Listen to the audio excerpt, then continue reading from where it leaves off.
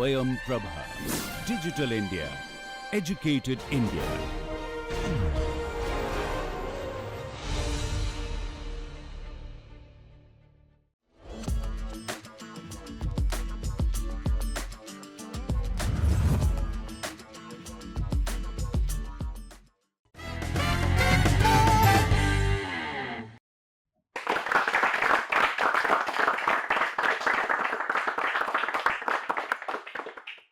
Namaskar and welcome to another exciting episode of School of Thoughts, a platform by the Ministry of Education's Innovation Cell, where young minds reflect, express, and debate on ideas that matter in today's education landscape.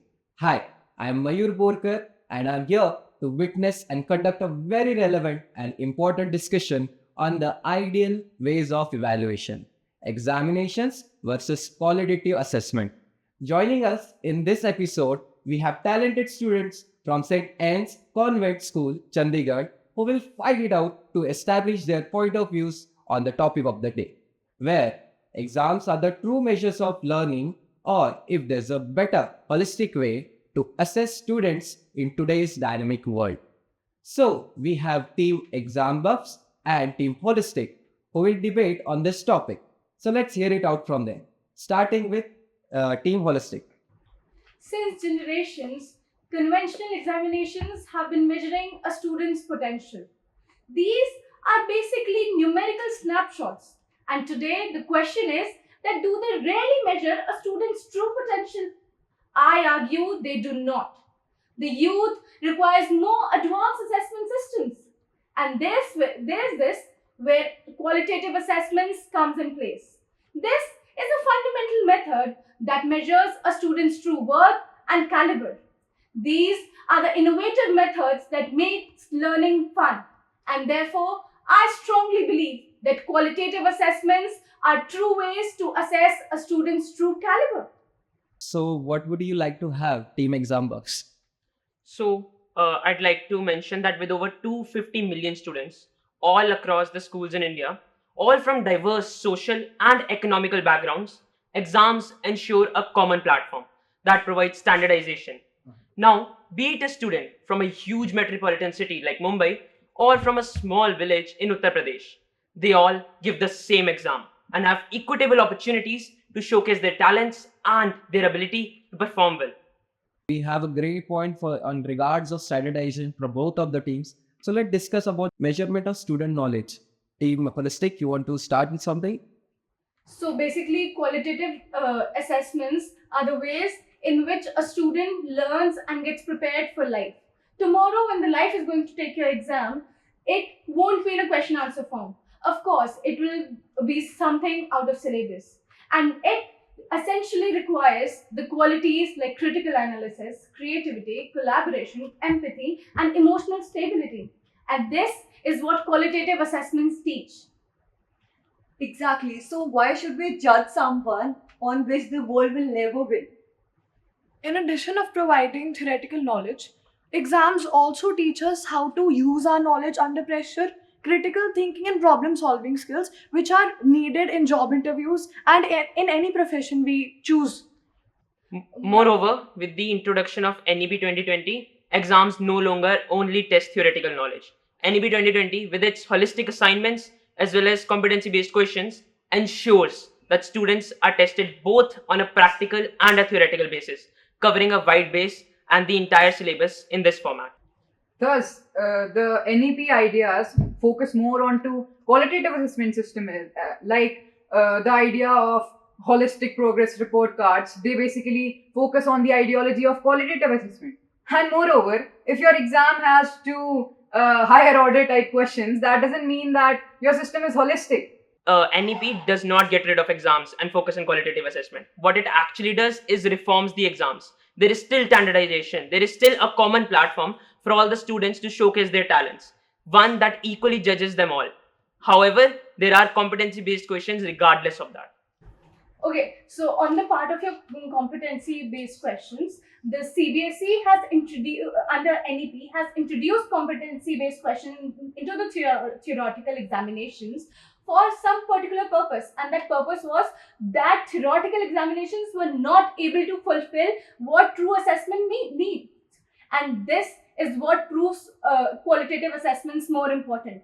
Qualitative assessments or anything is included into some conventional method when the conventional method fails in doing for what purpose it was adopted to. So it simply now proves qualitative assessments better. Even if theoretical examinations did not cover all the bases, like I said, with the introduction of NEP, which has actually reformed this fact, right? So now it actually does cover indeed all of the bases. And moreover, with the introduction of NEP, we also have holistic assignments, which also reflect within the students' grades, and they also cover all of the things that you mentioned earlier, including empathy and decision-making skills and time management and all of that. And also, if qualitative assessment was that good, like you feel, then why do top universities and colleges still rely on the traditional basis of exams to judge students? Exactly. The primary reason for that is standardization. Different students, all from diverse backgrounds, they give the same exam and they have equitable opportunities in order to score well. The equity is also ensured by the basis of the reservation system. You know, if you say, like Ayan said, that it is used in top universities, like it doesn't become ideal if it is used somewhere. Like slavery was also once used in some countries. Should we bring it back? And even if you consider exams to be a traditional method, then, my dear friend, many outdated trends have been changed in today's world. So why not change and upgrade the system of exams? So, like, can you tell me at least a name of any one country who have totally eradicated exams and replaced them with qualitative assessments and still maintained high educational grounds? I have one. Like, we cannot talk about exactly 100%, but a majority of, like, I'll give the example of Singapore. Singapore was a country in ruins in the 1960s, and it had a survival driven education system based on exams. But now we know where the country is standing. It is the richest country in Singapore, and it has one of the highest literacy rates of the whole Asia and even the world. That is because it shifted from survival driven education to ability driven education. Singapore did not actually reform the examinations. Singapore only reformed the way of education. It introduced personalized education. The method of testing was still standard examinations, which ensured standardization. And my point thus still stands. The standardization you first pointed out was for everyone, regardless of any uniqueness in thinking. But here the standardization is different. Now, if they are being personally taught, they'll be assessed on that also. So there the standardization doesn't come. That is where it qualitatively assesses the personal thinking when asked the question, who are you? They were taught personally. They were not assessed on a qualitative basis. They were assessed on the basis of standard examinations that cover STEM topics, right? So that was the actual way of assessing them. The only thing that changed was the way that they were taught. Even the qualitative assessments do not prove the theoretical exams or the written part totally wrong. Written part, including essays, portfolios, CBQs, is the major part of qualitative assessment that has been adopted in the theoretical examinations because they were not able to fulfill what their purpose was. So basically, you are going on the claim that your examinations have CBQ, have essays, and anything analytical part is basically you yourself proving wrong that your theoretical exams were not able to fulfill what they were supposed to. But exams were not fully eradicated, right? And why not? Because we need exams. Why do you think that qualitative assessment is not being fully introduced, and why are exams not being fully eradicated? Because we need exams again. Such things there for the betterment of the examination. The stand still is there that examination is the best way to assess a student. Standardization is not the only concept. Another thing that exams cover much better than qualitative assessment is a wide, broad syllabus. Now, within qualitative assessments, you can only test so much. However, examinations cover a wide basis and actually test the students on all of the material. Examinations were not totally eradicated because memorization capability was one of the skills that a person requires in his life. So to keep that capability in a person, we do require some memorization capabilities, which can only be kept through theoretical questions, which are small part of the today's education system. That is why still qualitative assessment is introduced. And also you said that it can only test so much. So if that so much is also will have a greater chance of giving success to the person who is assessing. So isn't that better on, rather than just checking, assessing the person based on a whole broad topic which he might not even need? On what basis do you conclude that specific portion will be what the person needs later in his life? Because qualitative assessments rarely teach what is needed. When tomorrow in life you come under pressure or you face any problem, you won't be doing algebra and finding the values of x. Okay, what you'll be needing is your empathy, your decision making skills, your capability to work under stress, coping it up and removing it. And your examinations, what they do, they normalize working under stress, under pressure. The point is not to teach the students to work under them. The point is to teach the students how to eradicate them from their life. They can learn how to eradicate that by facing it. In qualitative assessment, they're not facing stress at all. In examination, level by level, stress is increasing. They're learning how to deal with it and they're learning how to eradicate it completely. You are saying that teaching a child, a 14-year-old, to memorize 200 pages overnight, stress management. No, I don't think so. Real stress management is giving a student on the spot a topic and saying him to speak in front of whole of the class. Public speaking pressure, like we are having it right now. That is what comes under qualitative assessment. And that is the way that a student will know how to manage stress in a better way for real life situations and not just theoretical examinations. To add on, my friend, if you remember, the European education system, that is the conventional education system we are using in India right now, and this is not even being used in Europe anymore. That was because that time the Britishers were colonizing India. They wanted workers and not leaders. And this is what the examinations and the conventional education system is doing. They are preparing workers who know how to do the labor work, who know how to do hard work, but they lack smart working. And that's why we are lacking the entrepreneur mind, the leader mind, the mind that could go in front of people, speak and make a stand for themselves. For a reason, when an Indian child is stood up, he or she faces a lot in putting their stands globally. And this is what needs to be changed in India. The example that you gave for Europe is actually fundamentally flawed.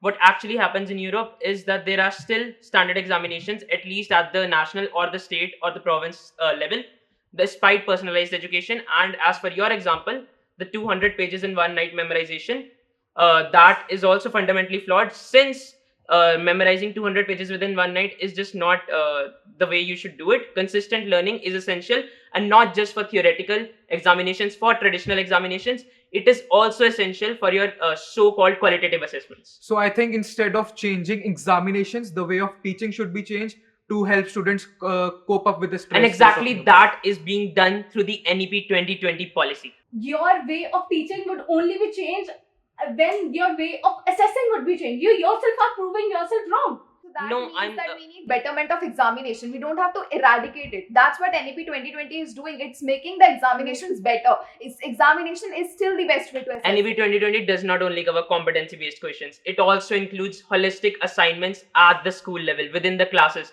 and that includes all of the benefits that you just talked about. Things are included, are adopted because the older ones were not fulfilling their purpose. And on your point that why are the examinations still not eradicated, this is because the conventional and the typical mindset of people that still needs to be changed, and of course it would take some time. So it's great to know that our students are more aware about National Education Policy 2020, which is NEP we are talking about, and they have good sense of the standardization and the skill development they are talking about. So let's both of the teams, let's move on to the next point, which is developing students developing skills. This itself is a very major topic covered by the qualitative assessments. Let me begin with an instance, okay? As we all are discussing NEP very majorly, so under NEP, the books of 7th and 8th standard are changed, okay? And in one of the science topic of class 7, adolescence has been introduced, which was earlier introduced in very later classes, right? And why is this introduced? Basically, it is introduced because the purpose is that student would learn or read about the topic for the purpose of examination, and by this they'll get awareness, okay? But if the child knows that tomorrow in the exam, the child will not be getting anything deeper from this. The child has only to rote memorize what is in the textbook. He or she would read it in such a way. And what is the purpose of that? We needed the child to get awareness by understanding what is the why, what is the how, what is the need of education, right? See, Right? that's How is- exactly what you said, that we are integrating case-based questions, application-based questions. That's the way it's making sure that students will learn the concepts, will understand the The concepts. education My friend, policies. when the concepts would be asked, when the concepts would be deeply taught, only then the child would understand. Now, today, the conventional examinations, what they do, they basically ask the student to rote memorize what is written in the textbook. Rote memorizing something and understanding its conceptual meaning are totally two different things which are being confused by you all. Education policies have also made sure that there is reduced rote memorization, and this is also proved by the fact that you just stated that in class 7 textbooks adolescence topic has been introduced, right? And earlier it used to be introduced in very like higher grades. However, this is not true, since due to the education policies it was also introduced in class 8 just a few years back. Moreover, we do not need to half-heartedly complete any one part like practical knowledge or theoretical knowledge. So we can actually theoretical knowledge within India is actually covered within the school level, along with some practical knowledge through the holistic assignments.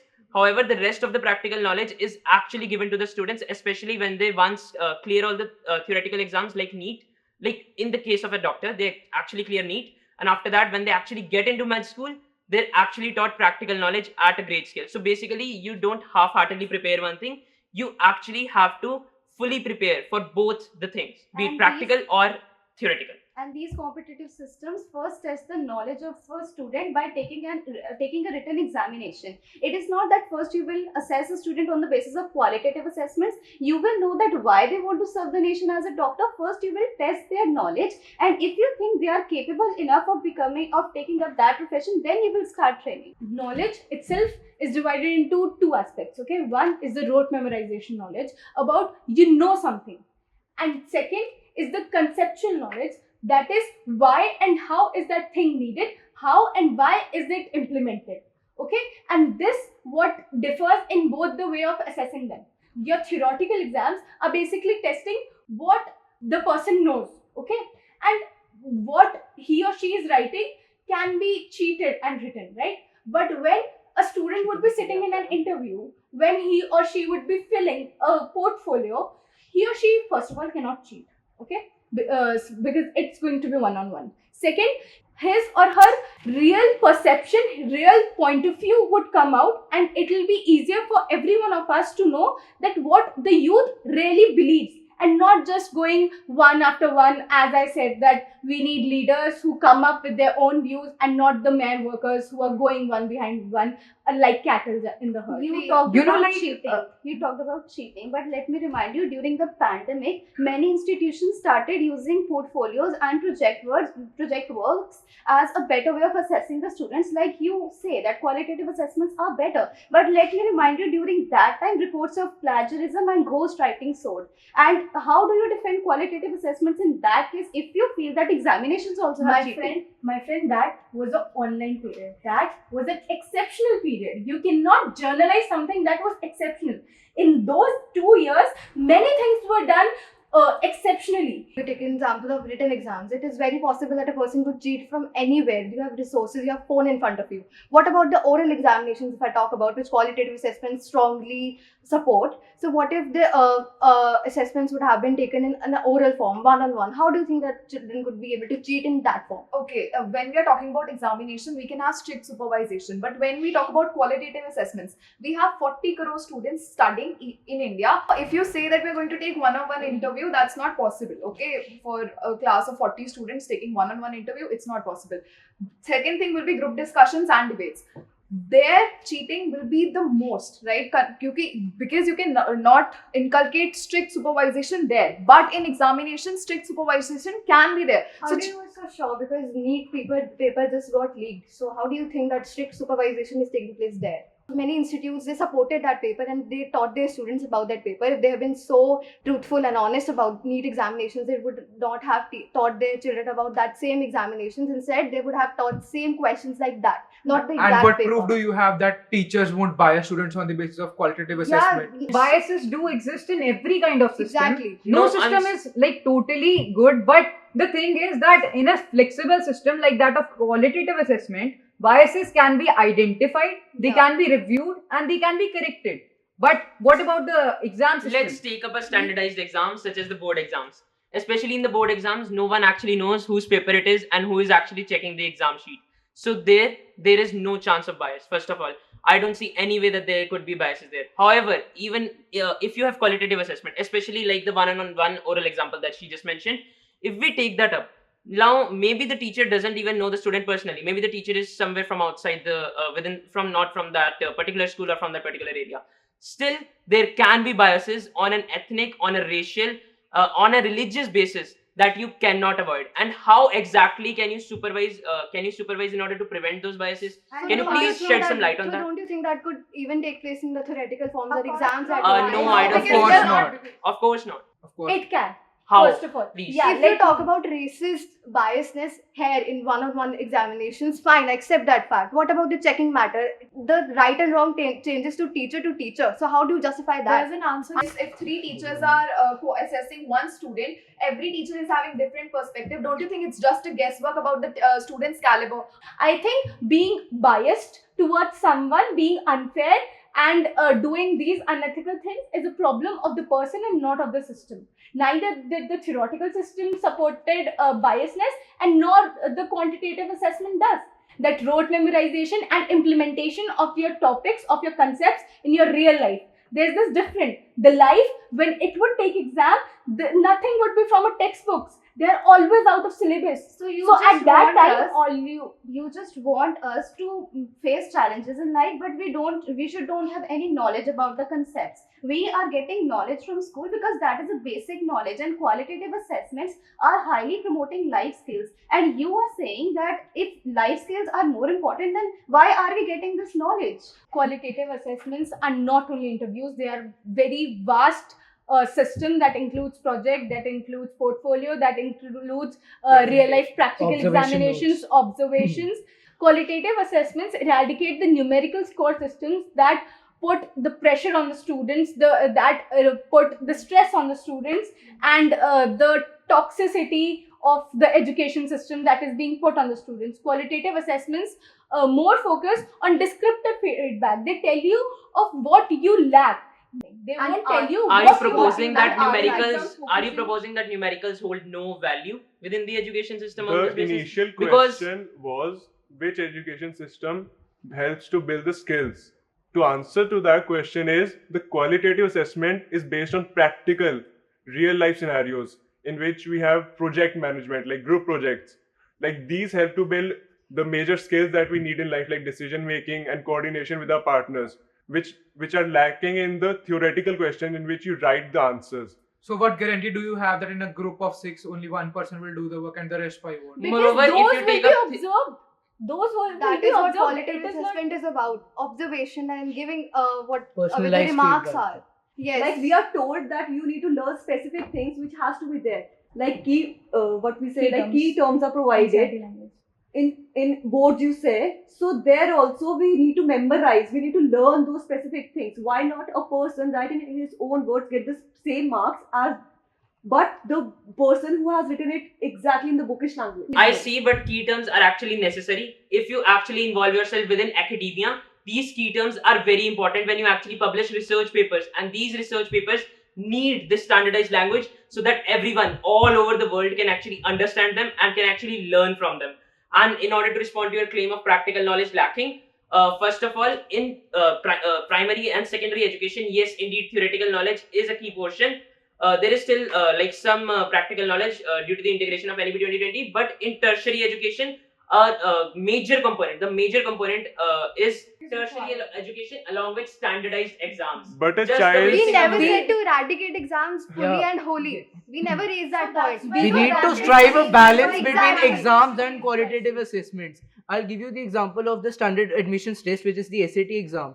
Now, how do they, like, it is an exam which inducts students into foreign universities, like, for example, Harvard, MIT, and all. So how do they assess the student? First, they take an SAT exam, which is out of 1600 marks, which assesses the student's theoretical knowledge, memorization skills, etc. Then it requires personal essays, teacher recommendation letters, which assess how that person really is. So that is what we are actually promoting for, that these kind of systems need to be there more, because they strive a balance. We have seen their integration within the Indian universities as well, with the introduction of extra marks for sports and other extracurricular activities. More of these other ways to assess students are also being integrated into college admissions slowly with new policies. But that is the point. That is what our verbatim is, that we need to strive a balance so that we can test what examination is good at, but also we shall not ignore what qualitative assessment also assesses in a student. We talk about standardization, and you think it's a level playing field for everyone. But do you know that not everyone starts at the same point? It is not a race, it is a climb where someone might be halfway up to the mountain and someone might be just on the footsteps trying to climb. So that where standardization does not help. So basically, yes, it is true that students may belong to different social and economical backgrounds. However, reservations He did make not up for refer that to the and ensure reservation. equality. He referred to the mental ability of a person. Every Did not person refer has to a the unique gender. thinking capability. That You is are the just going diversity on I'm and talking talking. about. We discuss about the skill set and the bias and unbiased, both of the things. So let's move to the other topic, other aspect, which is motivation and discipline. Would you like to start about this thing? So examination is the one that inculcates motivation and discipline, because we have a particular goal that we need to achieve, and for achieving that goal we need discipline, and that goal is something that is motivating us. And Whereas in qualitative assessment, it's not there. And in No, order to no, achieve that goal, is completely in order to not there. achieve that goal, we actually have quantifiable feedback in the form of marks. Qualitative assessments do not provide quantifiable feedback. You can only have vague feedback, and that is a fundamental problem In with the qualitative replacement assessments of your marks, we have feedbacks that are much more better. that are not quantifiable. Do you think that these kinds of debate are not happening by the government? The government itself works for the future of their youth. The government wants the country to scale the heights. Is everyone in our school or in our locality getting the chance to get this debate? But the thing is that in qualitative assessment type, every student can have that chance of debating, of getting knowledge in a way that he or she likes. India is a home to 250 million students and even more than that. If you are saying that everyone has a chance to make up their points, get an interview, participate in open discussions, then you basically claim that your system of qualitative assessments lacks speed. They require time, resources, and individualized efforts, and that will not focus on the majority. And let's get back to the Efficiency is motivation very point. important. It becomes more like daycare rather than an evaluation based. Okay, Let's so get you back say to the that motivational point. Exactly. Qualitative assessment is not about daycare, if you think. It concludes many different points, like different assessments and different skills and different. Let's assume a child is an introvert, but he's very good at studying. So he studies and he gets full marks, but he can't speak in front of 10 people. Then what is the use of that motivation? Where is it going to take him? And if they are taught that yes, theoretical knowledge is very important, they grow in that atmosphere and they keep on learning in that way. Growing up, they'll believe that yes, the book examination, the book whatever I learn, I have to write and vomit it out on my exams. And that's why whenever you ask a child who is in primary or secondary examinations while he or she is doing it, he'll say, "Ma'am said to write exactly that, otherwise I won't get marks." When we were younger, we were taught how to color. Exactly, all of you agree on that. We were very much scolded if we colored the picture out of the lines. And do you know why we were taught like that? Because they had to shape our mind in such a way. Exactly. How The the mind mind is is being being shaped in a wrong way. It was never necessary to paint the sky in blue color. I can also do it in pink. So basically, qualitative assessment tells us to do things in creative way. Just like we don't stop children from painting the sky blue. Yes, sky is only a blue color. No, they can do it according to their imaginations. So what they feel. Okay, so both of our teams have a good point on motivation and principles. What is your thinking about the what we can preparation for future challenges? So basically, exams, while preparing for exams, we actually face a lot of stress, and that is true. But this stress actually also prepares us for the future endeavors within our life. Like maybe you're giving an interview in the future. Who's actually going to prepare you for the stress for that, right? So exams actually prepare you in advance for this. You also learn time management, since consistent learning is a key aspect of the standard examinations.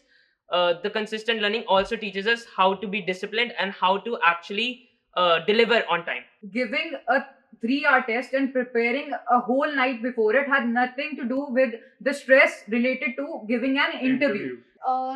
Sir, time management is not exactly about completing your examinations under 3 hours in your pressure. It's more about organizing stuff. I'm talking prioritizing about things. organizing So- the way you learn, the way you consistently so learn that each is- day. You that's actually our have to prepare your argument timetable and that is accordingly. qualitative assessment. That is what Yeah, I'm trying exactly. to tell Why you. are the students lack time management? Because they Because are that- not taught qualitative assessment. Exactly. So So what what is your if a student While takes, learning how what to if a prepare for student takes examinations, its they whole- actually do indeed what learn how if to a manage their student time. takes its whole time in completing those 20 MCQs while he leaves all the 5 markers that he knew? That is the mistake of the student that he could So not yeah, learn. exams That was have not to taught miss to that. Is Exams because do he So was not not that's- miss taught that. the skills, and We we have not to that learn- was not taught. The teachers give us very good Very practice, and we don't pointers have also. examinations for only one time in a The year. The teachers give us practice for something. The format is already given. You have to just do and write the paper in the similar way as you're taught. And this is the same of rote memorization. So Teacher are you said that trying- 5 markers, 3 markers, 2 markers, and MCQs, and this is CBQ. This would come for this much marks.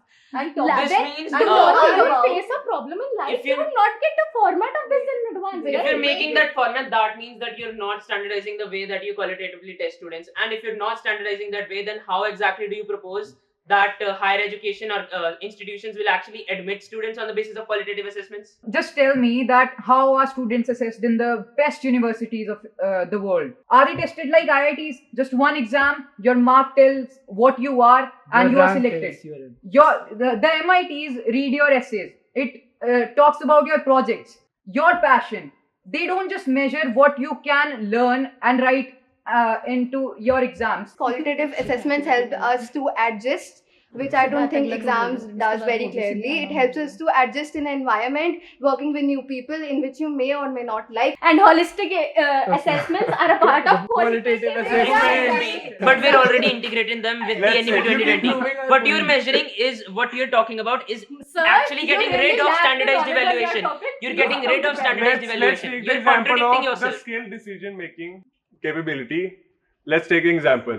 So in qualitative assessment, we can improve that skill by indulging in the projects, combined projects. We know how to take decisions. But in theoretical examinations, how can you improve your decision making capability?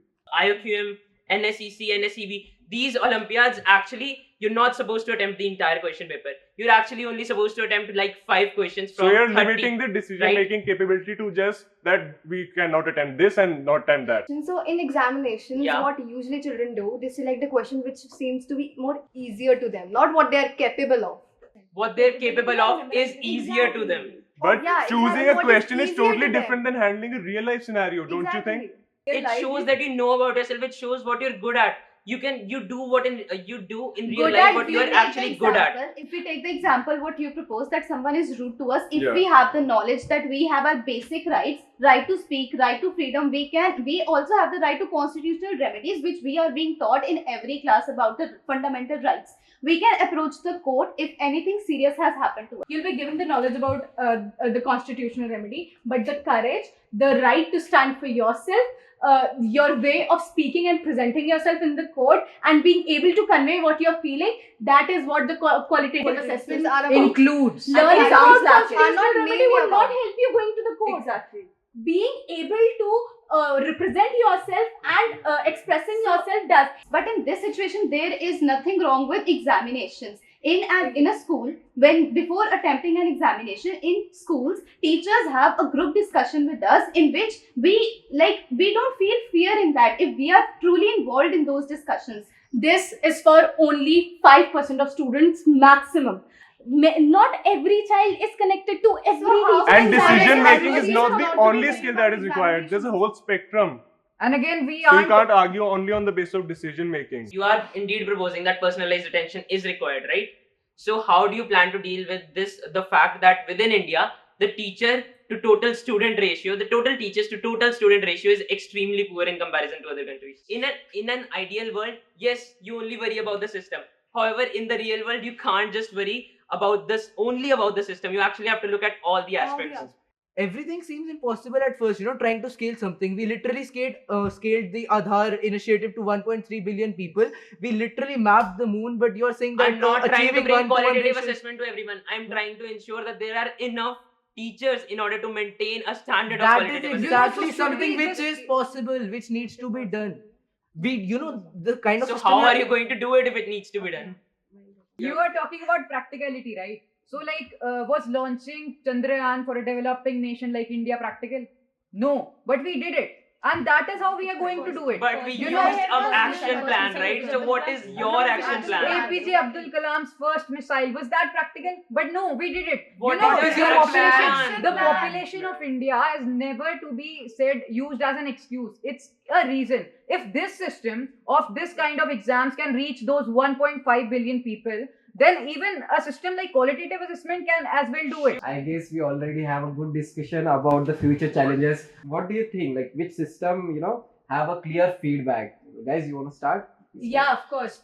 Qualitative assessments, they do not give a numerical value and they give a descriptive feedback. Okay, and this being one of the major thing, I can tell that numerical score, you lacking in marks, would tell the student that he or she is lacking in something. They would not tell where is he or she lacking. Papers are shown. Descriptive feedbacks would tell that they lack cooperation, they lack decision making, they lack creativity or anything. Your showing papers to the students, as you said, it would not tell it would tell the student that which topic he or she had not prepared well. It would not tell that he or she lacked analytical thinking or lacked collaboration with people, because exam you have to write individually and not in a teamwork. First of all, what you are actually providing, the feedback you're providing is not quantifiable and is biased, and it can change depending upon the teacher to teacher. Again, coming on your point, let me exactly. finish. The feedback we are providing is actually quantifiable. And before you actually approach the final examinations, let's just say the board, you're actually shown the papers for your previous attempts, and these papers actually do in fact show the specific question that you went wrong, that was attempted in a wrong manner, and it shows the specific part where you went wrong. No, And that specific part actually, if you can actually analyze on the basis of that specific portion where you went wrong, what is actually the fault, what you're actually missing. And there are those quantifiable numbers that you're getting, they help you understand where you stand. These How quantifiable exactly? Please justify how. I am being Going being back a student, good in SST, good in science, good in English, good in Hindi, and the topper in all these subjects, but lacking in maths, and getting 0.5 marks less than the one who has topped, Going- and the same person who has failed in all these subjects, would it prove me less than that person? No, Just- but it you're just not. Neeraj- You're less than that person, that you're And as a if you- whole worse than that person. It would reveal that your capability to perform well in specifically just maths in that specific section is actually worse than that specific Just person. going You back to know your what? bias You- point, Yes. the main aim of qualitative assessment was the improvement of oneself. It's not about showing the world that I'm better than all my classmates. So if a teacher does the bias decisions, like it's the loss of the student, and the teacher will never actually do that in real life. Like, what's the use of having a biased decision? you are saying that a number defines a person, and number is. I'm not saying it defines a complete person. I'm saying it defines their capability to perform well in that specific subject. Yeah, so let me give you an example. That a person studying 12 years in English gets 96 marks in English in his particular board exam, English exam, but he's not able to speak English. That may be not the case for us, but at least it is for a wide majority of students in India. What would you tell about that? If a person has communication skills, he can speak very well, then that is only possible if you have a basic knowledge. If you are lacking the basic things, how The basic to form a grammar, the sentence, basic how- vocabulary, Just and the basic let your pronunciation. own fellow Yes, mates I'm speak only as adding you to her That is point. not entirely Please do true. not worry about that. I'm only adding. Most of the American, like the public speakers and the host of the most top of the shows, like Steve Harvey, they never received a quality education, yet they are the best. It is their Speakers. native Anchors. language. Of course, they're good at speaking English. So let's say for Hindi, in India, let's Yeah. say Hindi, a person who does not lack the vocabulary, the matras and everything, but he speaks very fluent Hindi. So he's a good at communication, but he might not be good at writing that. So examinations make you do that. Na? They teach you a lot of things. They give you practice. When you were younger, you had a book in which you have to first trace, and then based on what you have learned by that tracing, you have to form your own matras and the way you write in Hindi. So that will be checked in But an your examination. point was that a person cannot be a good communication speaker unless he knows the basics of the language. Yeah, But yes, yet a that's person the who has not studied Hindi, he does not know how to write the alphabets, can be a good Hindi speaker. The thing is that there is no need to build a base so deep that it doesn't even connect the structure above it. So, like, you know, learning about why are we taught all of these languages in such a way that we have to study them, root memorize them till 12 years. You And- don't have to You do not rote memorize languages. We don't memorize. We don't memorize. If a person asks you this question at any point of your What are your time, chapters you have doing to this? just- You What are your chapters you doing? memorize.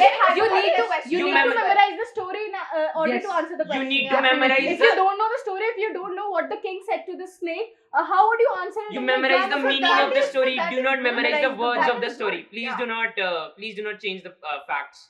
The point is that we are talking about life skills. Most of the communication in our life is verbal, but we are mostly taught about writing. That is the thing that we want to focus in qualitative assessment. Even before the introduction of NEP 2020, reading, communication skills, and everything was still covered in classes. You were not evaluated onto that. You were evaluated onto that, as you said, the Let board me mark remind you. answer sheet. We have an examination of 80 marks, and the other 20 marks are what we do in a class. 20 marks. You said that yourself. 20 marks. And that also, if you say about biases, it can be biased by the teacher. If your teacher likes you, she may give you 20 marks. But if she doesn't, it will give you 10 marks. Qualitative assessments aren't rule book bound. You are just thinking that qualitative assessment is just like a teacher is sitting here and she's evaluating us and she's just giving all the points. Qualitative assessment can be flexible. It can have many things. It can have presentations, portfolios, this, that, peer assessment, teacher assessment, observations. And like the thing is that it consists of many things. And all of these many things also include biases. Please give me an example of a single thing that qualitative assessment involves that cannot be biased despite all means. Project or a presentation, Yes, practical. How can it be biased? I'll reiterate this. This is not an ideal world. There is no way to completely prevent biases. Are exams free of bias? Then We have definitely. different ways to prevent biasness. Take board exams only. There's no, we don't know who's In going our to check case, your 20 paper. marks may be biased. No In your way. case, all of the marks are biased. If you're going to talk. Okay, about let that. me give you an example. If a child from the class 1st to 9th passes with good marks on the basis of bias, every teacher likes him. But in board marks, he gets the fair treatment and he scores low marks. Then what will be the Yes, effect on him? definitely. You are just focusing on that point of just board marks. You are not talking about that 12 or 11 years that happens before that board marks. That Isn't is that exactly can be why biased? boards are there. Boards are the final exam. Boards are the final assessment. They are the So isn't the standardization. children's Why the reputation 12 and years of future a child growing? are measured on just a few days of examinations, just single sheet deciding his whole future? They- Is this really right? And getting biased for so many years is actually not possible when you have a standard answer key through which Same you goes have for the to. qualitative assessment. Yes, then. you have You just have an change answer key for every the year. points the person has. Yes, we I have I rubrics. have We been have saying the learning same thing outcomes. since so long that as in theoretical examinations in English, when you get hypothetical question, a foundation key is made. Similarly, in your qualitative assessments, a foundation answer key can be made because something that is right would be marked right. Something that is wrong would be marked wrong. How can you mark something wrong as right and right as wrong until and unless the person is biased? So being the youth, it's our job not to normalize those flaws and to eradicate them from the It is still society. unrealistic to expect that you'll actually eradicate Can you them. please, to conclude, I believe the bias in teaching is not that big of a problem to be debated in such a hot manner. It's not that big of a issue in the real world. There may be some very exceptional cases in the world, but that should not be debated like this. You know, like definitely to conclude, we as a supporter of qualitative assessment would like to say that in a system like of Indian education, we should include that we must have a balance in it.